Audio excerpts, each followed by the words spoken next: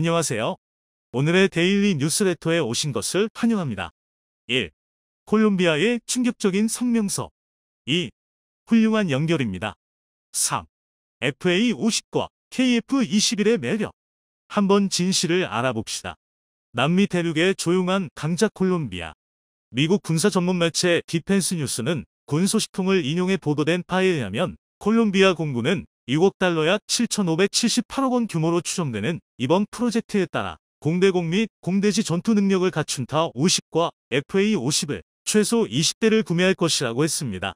콜롬비아 공군은 지난해 6월 퇴역한 A-37B 드래곤플라이를 대신할 훈련기를 검토했습니다. 이번 계약은 콜롬비아 공군이 현재 보유 중인 이스라엘 전투기 크피르콰파르스의 공백까지 메울 것으로 보입니다. 크피르는 2023년 퇴역할 예정입니다. 즉 콜롬비아는 고등훈련기인 A-37B 드래곤플라이와 경전투기인 이스라엘 전투기 크피르콰파르스를 모두 대체할 수 있는 경전투기와 고등훈련기 겸용인 FA-50의 수입을 선택한 듯합니다. 콜롬비아는 KF-21의 우수성을 보고 현명한 결정을 내렸습니다. 그들은 KF-21을 선주문할 것으로 예상된다. 그들은 왜 그렇게 단호합니까? 한국과 콜롬비아의 깊은 애정을 상기시켜 드려야 할 것 같습니다. 대통령부터 주한 대사까지 한국 없으면 안 된다고 할 정도로 친한파들인데요. 이들은 하나 같이 콜롬비아를 남미의 한국으로 만들고 싶다며 극찬했다고 하죠. 한국과 정반대에 위치한 남미 국가 콜롬비아의 애정 공세. 환하게 손을 흔드는 외국인을 향해 오세훈 서울시장은 박수를 치며 반가운 얼굴을 지었습니다. 손을 흔드는 외국인은 콜롬비아의 이반 투케 마르케스 대통령. 그가 작년 내한하면서 서울시를 들린 것인데요. 그는 콜롬비아 대통령 최초로 서울시 명예시민이 되었습니다. 이반 투케 대통령은 평소에도 친한파로 유명한데요.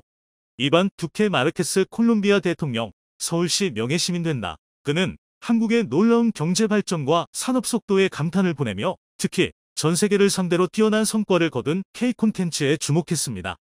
만 42세의 나이로 콜롬비아 역사상 최연소 대통령이 된 그는 미주에 발언한 IDB 근무 당시 오렌지 경제라는 저서를 쓴 바 있습니다. 그는 책에서 한국을 예시로 들며 콜롬비아가 창조산업에 역점을 두고 문화 콘텐츠 사업에 힘을 기울여야 한다고 밝혔었죠. 특히 K-팝이 전 세계를 뒤흔들기 전부터 K-팝의 가능성을 알아본 그는 저서에서 한국의 K-팝은 엄청난 잠재력을 지니고 있다고 말하며 한국 콘텐츠에 대해 애정을 드러냈었습니다. 그의 딸 역시 K-팝의 오래된 팬이라고 밝히며 한국 문화의 정통한 모습을 보였죠.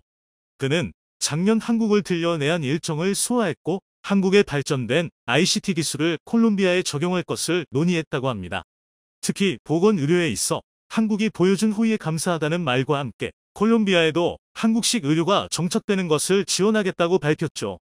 후안 카를로스 카이사로세로 주한 콜롬비아 대사 역시 한국이 보여준 호의와 놀라운 발전에 거듭 감탄하며 콜롬비아가 가야 할 길은 한국이라고 언급, 자신들은 남미의 한국이 되겠다며 혈맹, 경제 발전으로 승화 남미의 한국 되고 싶어.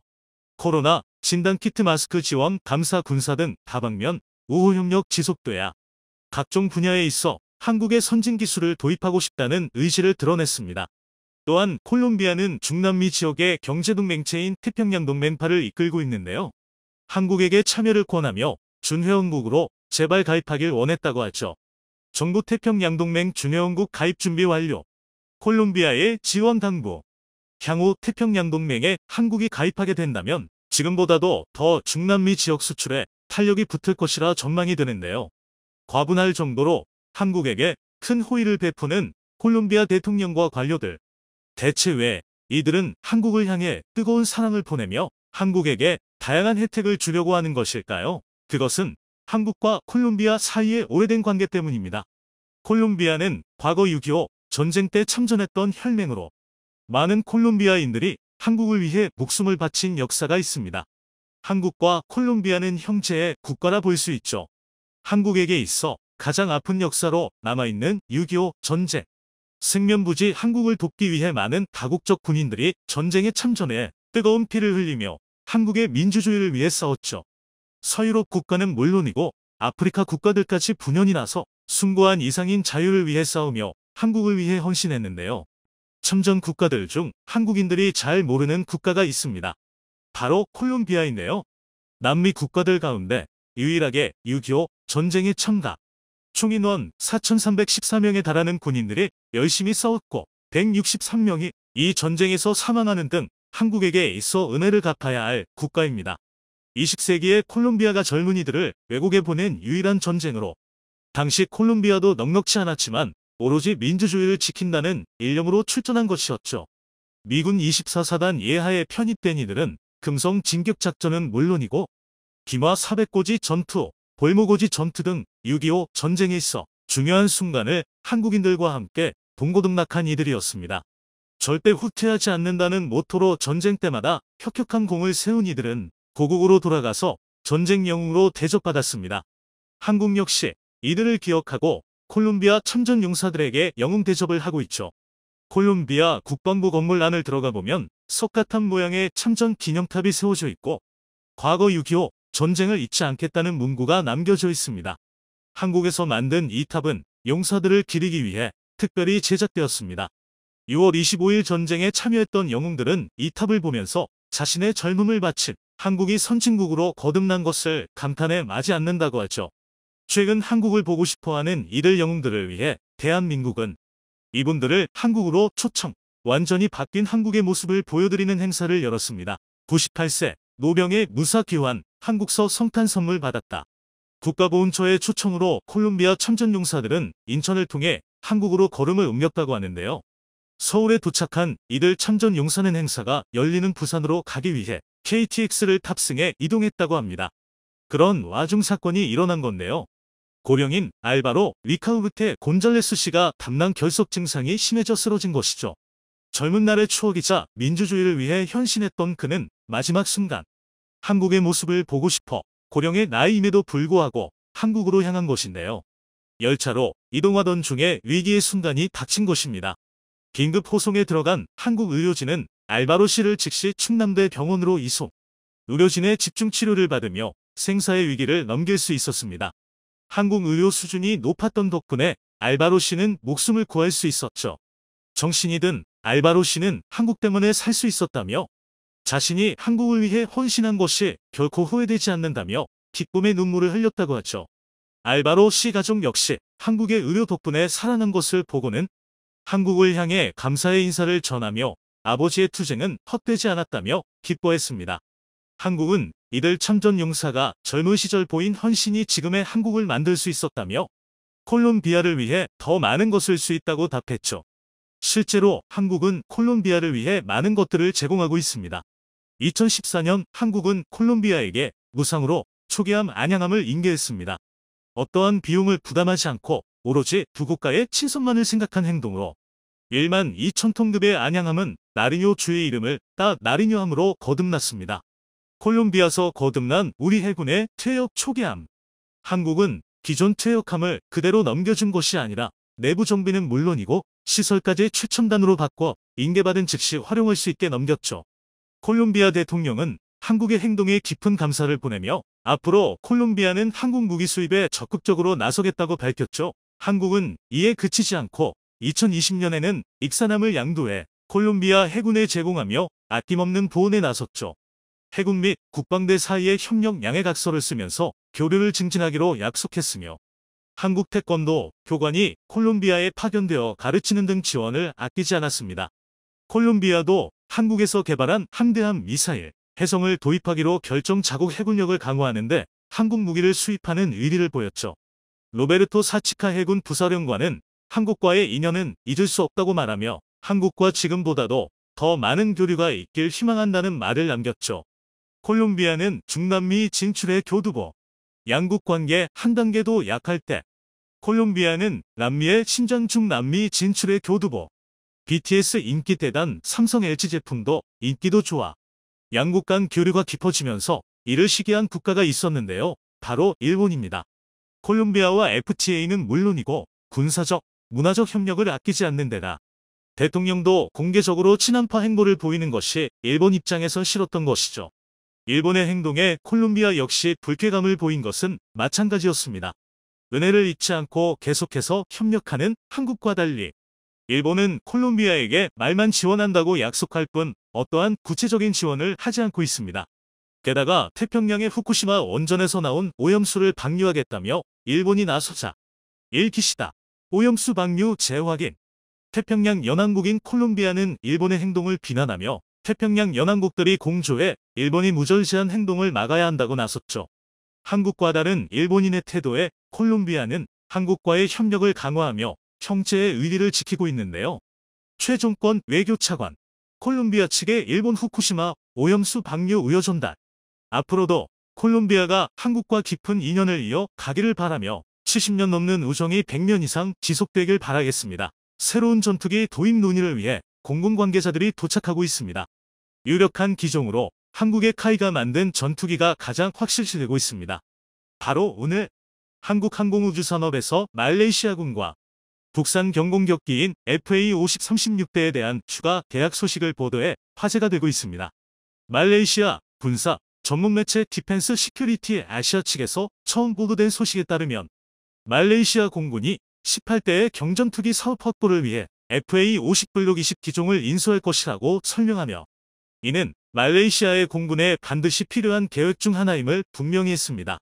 말레이시아 정부는 당초 FA-50 계약을 단 18대로 한정했으나 한 달 만에 물량을 2배로 늘리게 된 배경엔 다름 아닌 FA-50개량 전투기를 인수하는 폴란드의 존재 때문이라 밝혔습니다. 이는 48대의 FA-50-20 항공기와 K-이전차, K-구자주포를 포함한 여러 무기 시스템들을 인수하기로 합의한 폴란드와의 방산 계약이 첫 낙수 효과를 일으킨 사례라 볼 수 있는데요. 폴란드와의 계약 규모만 무려 3조 4천억 원 규모에 달하는 상황에 카이가 유럽 시장에 추가로 90여 대의 FA-50 판매를 목표로 하고 있다 하니 등과는 큰 동요 이해모할 오래전부터 이 전투기에 눈독들이고 있던 말레이시아의 입장에선 다소 급해질 수밖에 없었던 것이죠. 게다가 언제 끝날지 모를 어우전쟁과 유럽을 비롯 동남아시아 인접국들의 군비 경쟁이 심화되는 가운데 인도양과 북태평양의 교두보에 위치한 지리적 특성상 언제든 전쟁의 한복판에 놓일 가능성이 있었던 말레이시아는 즉시 행동에 나설 수밖에 없었습니다. 그런데 하필 이 시기에 유럽의 일부 군사매체 사이에서 -50은 전투가 불가능할 정도로 치명적인 단점을 안고 있다는 등 고의적인 깎아내리기성 보도가 나오며 논란이 됐습니다. 만약 이 내용이 사실이라면 앞서 계약을 끝낸 폴란드는 물론 말레이시아나 기타 3국에 대한 수출에도 적지 않은 악영향이 가해질 예정인데요.